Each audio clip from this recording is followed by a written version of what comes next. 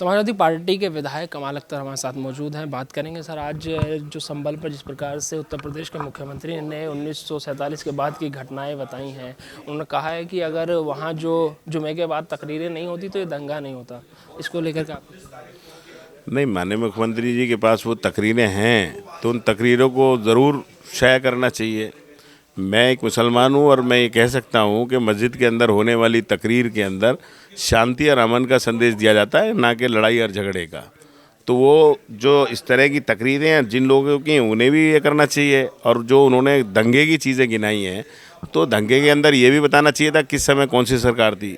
कांग्रेस की सरकार थी, भारतीय जनता पार्टी की सरकार थी, बसपा की सरकार थी, ये भी बताना चाहिए था। और जहाँ पे उन्होंने ये कहा तो ये सीधा सीधा जो संबल की सरकार की विफलता है, जो प्रशासन की विफलता है, बहराइच की विफलता है, कानून व्यवस्था की विफलता है, बेरोज़गारी पर सरकार ज़ीरो है, आपके किसानों के मामले में ज़ीरो है, इन सारी चीज़ों से ध्यान भटकाने के लिए माननीय मुख्यमंत्री का और जो भारतीय जनता पार्टी का एजेंडे के अनुरूप भाषण था। जिस प्रकार से मैंने अभी उत्तर प्रदेश के डिप्टी सीएम से बात कर रहा था, उन्होंने कहा कि अब एक के बाद एक जो है वो खुलासे हो रहे हैं। वहाँ मंदिर खुलवाया गया 46 साल बाद, एक प्राचीन मंदिर था। इस तरीके से उन्होंने ज़ियाउर रहमान बर्क को भी कहा कि वहाँ का जो सांसद है वही सब कुछ करा रहा है। देखिए, मैंने क्या कहा, एक परंपरा है। आज भी देश के अंदर कोई ऐसा कानून तो है नहीं कि जब कोई हिंदू मुसलमान जगह छोड़ के जाएगा तो मकान किसको बेचेगा। ऐसा कानून तो नहीं कि हिंदू छोड़ के जाएगा तो हिंदू को ही मकान बेचेगा, मुसलमान जाएगा तो मुसलमान को मकान बेचेगा। ये भी हो सकता है कि किसी मुसलमान को मकान बेच जाए।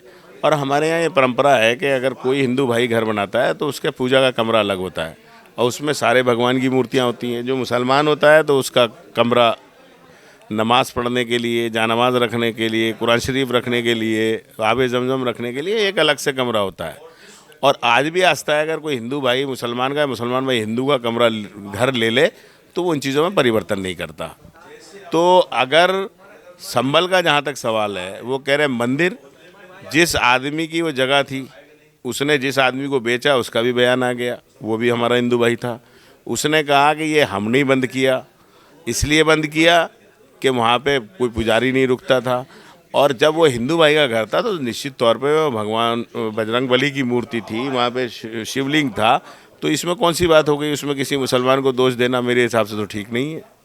सर, एक आखिरी सवाल है, योगेश वर्मा, आज उनसे बात की गई तो उन्होंने कहा कि मैं विधानसभा इसलिए नहीं आया क्योंकि मैं अपने विधायक जो साथी हैं उन्हें मुंह कैसे दिखाऊंगा। आपको याद हो लखीमपुर में जो विधायक जी को थप्पड़ मारा गया था, वही विधायक है, सत्ताधारी दल के विधायक हैं। जब उन्हें इंसाफ नहीं मिल रहा है तो कैसे देखते हैं? तो मैंने कहा ना, ये कानून व्यवस्था की सीधी सीधी कलाई खोलता है। ज़ीरो टॉलरेंस की जो नीति माननीय मुख्यमंत्री, जिसकी बार बार चिल्ला चिल्ला के भारतीय जनता पार्टी के लोग ये बयान करते हैं कि साहब हमने पूरे शांति व्यवस्था कर दी, हर आदमी सेफ़ है।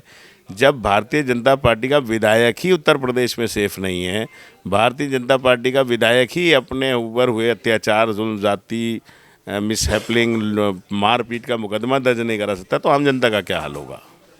बहुत धन्यवाद। हमारे साथ विधायक कमाल अख्तर मौजूद थे, जिनका साफ तौर पर कहना था कि जब सत्ताधारी दलों के विधायक को ही न्याय नहीं मिल रहा तो आम जनता को क्या मिलेगा। लखनऊ से कैमरा पर्सन बलराम के साथ नावेद माजिद, NTV निष्पक्ष। देश विदेश की ताज़ा खबर पाने के लिए हमारे चैनल NTV निष्पक्ष को सब्सक्राइब करें व बेल आइकन दबाना ना भूलें।